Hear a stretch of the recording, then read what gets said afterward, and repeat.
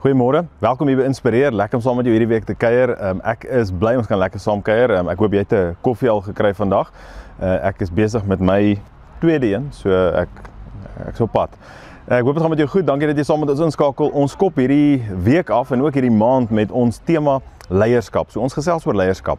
Wat is leierskap vir my en vir jou? Hoe lyk, ek wil sê, Bybelse, Christelike leierskap? En ek wil vir jou sê, daar's 'n groot verskil tussen leierskap wat die wêreld beleef en wat ek en jy as Christen beleef. En daar moet 'n verskil wees in die manier hoe ons leierskap benader, maar ook hoe dit lyk vir my en vir jou. Nou, vandag wil ek vir jou sê, dit is belangrik dat ons leiers is, dat ons leiers in ons lewe het ook, maar dat ek en jy aangestel is, dat Christus vir my en jou die mandaat gee. Hy sê ons moet vir die pa sê, jy moet man, priester en profeet van jou huis wees. So ook vir die vrouens sê dat jy moet 'n leier wees en deur Spreuke en soveel plekke wat hy sê, hy spreek jong mense aan wat hy sê wat leierskap betref. So ek en jy is veronderstel om leiers te wees en hier is die ding waarop dit neerkom. Jy is altyd 'n leier. Maak nie saak waar jy gaan nie, as gelowige. Jy's of 'n goeie een of 'n slegte een, maar jy's altyd 'n leier. En dit maak dat 'n ou so 'n bietjie anders dink aan hoe ek myself hanteer, hoe ek dinge en mense benader daar waar ek is, want ek is nie net 'n leier by my huis nie. Ek is nie net 'n leier, dis soos mense wat praat van besigheidsintegriteit.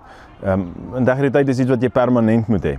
Dit gaan nie net wanneer dit by besigheid kom of verhoudings nie, maar ek en jy wandel met integriteit. Ons lewe 'n lewe wat waardig is van die roeping wat ons ontvang het van die Here af. So ek en jy as leiers, maak nie saak waar ons gaan nie. In Spreuke 11 sê vir ons hoekom dit belangrik is om dit te onthou. Spreuke 11 vers 14 sê, sonder goeie leiding stort 'n volk in duie.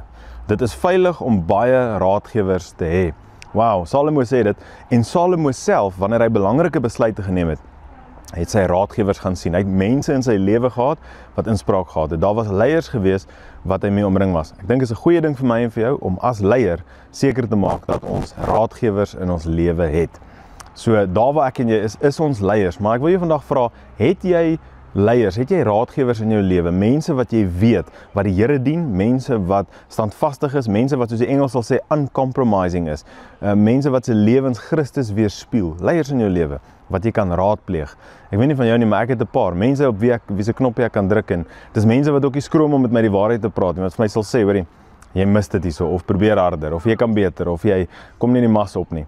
Maar het jy raadgewers in jou lewe? Die mense met inspraak, mense wat saam met jou lei, en mense by wie jy kan raad vat. Dit is my gebed vir jou vandag, dat jy omring sal wees deur goddelike mense, maar dat jy spesifiek ek wil sê daai 1 of 2 mense in jou lewe het, wat leiers is, wat jou raad kan gee, by wie jy advies kan vat, en wat jy weet die beste vir jou en vir jou lewe wil hê. So mag jy 'n awesome dag hê, mag ons hierdie week ingaan met leierskap en gedagte, en onthou, daar waar ek en jy beweeg, is ons leiers, of goed of sleg, maar maak seker dat jy omring is deur goeie leiers. Jy moet 'n awesome dag hê, ek sien jou môre weer, totsiens.